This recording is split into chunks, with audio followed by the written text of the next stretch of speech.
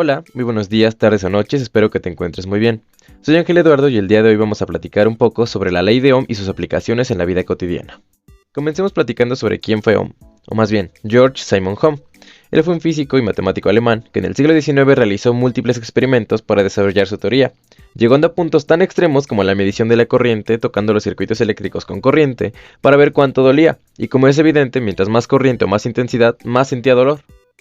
Existen tres fórmulas para describir esta ley de Ohm, pero para su mejor entendimiento explicaremos esto.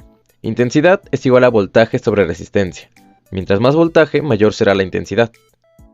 El voltaje también se conoce como tensión o diferencia de potencial, y se mide en voltios, cuyo símbolo es la letra V.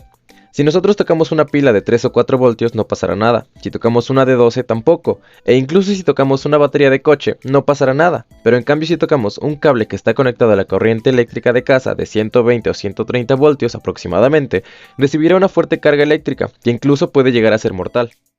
¿Y a qué se debe todo esto? Pues verás, al ser el voltaje más alto circulará mucha más intensidad la corriente misma que se mide en amperios, cuyo símbolo es la letra A, pero aún nos falta hablar de algo. La R. R de resistencia. George Ohm introdujo el concepto de resistencia eléctrica, que es la oposición o resistencia al paso de la corriente eléctrica que ofrecen los materiales. Los materiales que ofrecen muy poca resistencia, o más bien muy poca oposición al paso de la corriente, se llaman conductores eléctricos, y en cambio los que tienen una resistencia muy alta, es decir, que hacen una gran oposición al paso de la corriente, se llaman aislantes. La resistencia eléctrica se mide en ohmios, en honor al físico y matemático Ohm, y se representa por la letra griega omega.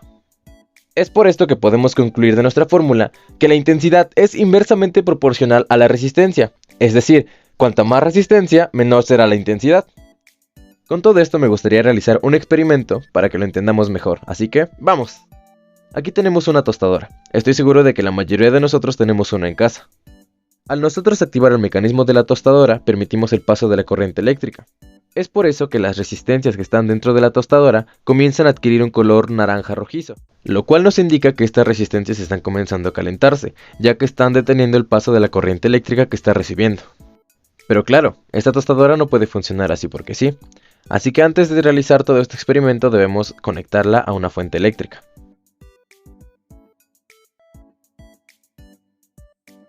Muy bien, ahora sí, continuemos con el experimento.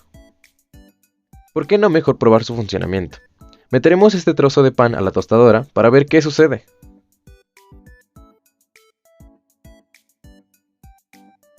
Activamos el mecanismo y no nos queda más que esperar unos cuantos minutos, viendo cómo esos magníficos colores rojizos anaranjados calientan el pan.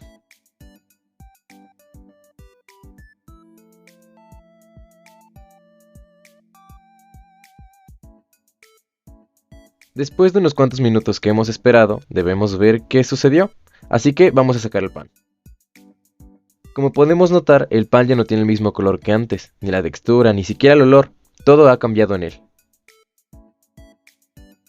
Esto sucedió porque el calor de las resistencias hizo que el pan se tostara. Mira qué rico, bueno, con tu permiso me lo voy a merendar. Pero ahora, ¿por qué ocurrió todo esto? Pues verás, aquí tienes una pequeña explicación.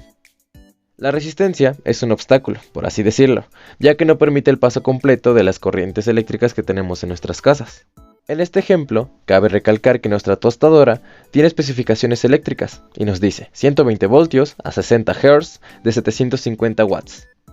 Sin embargo, las resistencias que tiene dentro de la tostadora funcionan como un receptor de carga eléctrica y al recibir tanta carga eléctrica, a su vez, buscan la manera de ser expulsada y lo hace en forma de calor.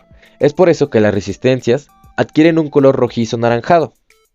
Espero que este video te sea de gran utilidad, que hayas entendido un poco mejor el tema, que sepas quién es Ohm y qué hizo y por qué es tan importante la ley de Ohm. Así que, sin nada más que decirte, nos vemos en la próxima. ¡Adiós!